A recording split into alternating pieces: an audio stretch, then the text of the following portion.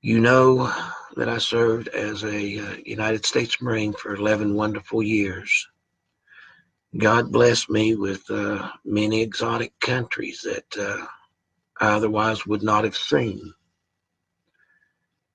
But the sad truth is, American parents need to know that with the number of veterans that have returned from the Middle East since the Iraq and the Afghanistan uh, conflicts, they need to understand that the same as Vietnam, Congress and the Department of Veterans Affairs are denying benefits, denying health care, denying individuals until they're dead.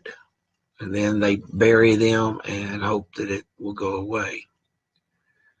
What I'm trying to say, ladies and gentlemen, is right now, with the number of veterans that have returned, maimed and scarred for life, these policies by Congress and the Department of Veterans Affairs, they equal a death sentence because they are denying all pain medications and all PTSD medications.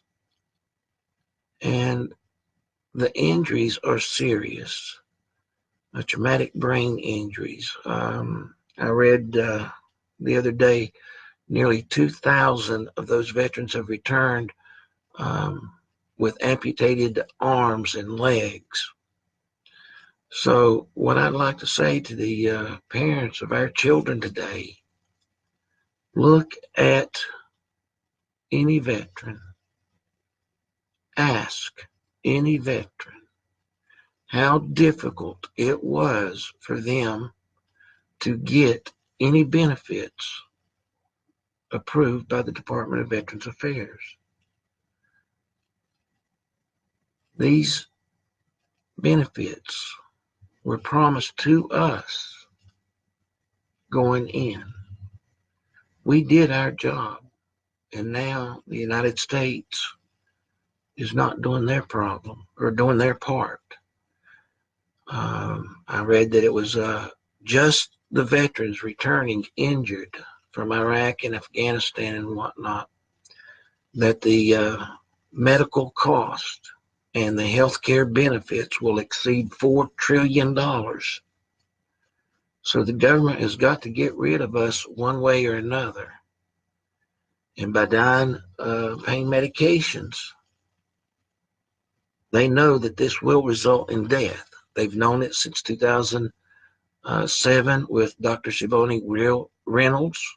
They've known it since testimony to Joe Biden when he led up a committee in the Senate in 2008 by Dr. Alex DeLuca.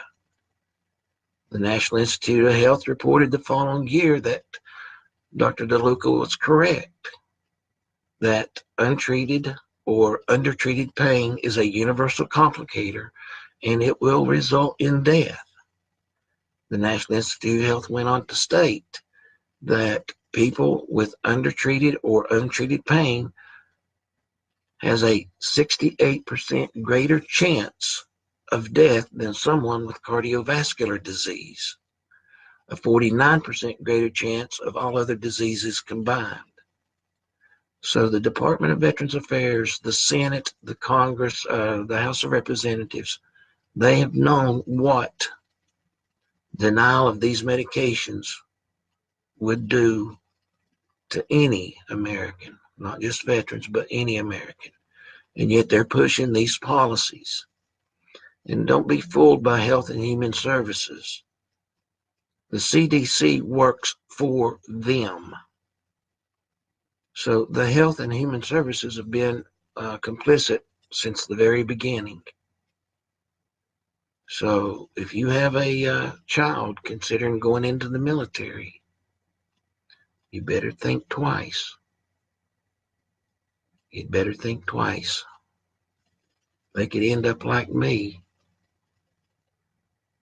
They could end up like so many others. They could end up one of the 22 a day. Is that what you want for your child?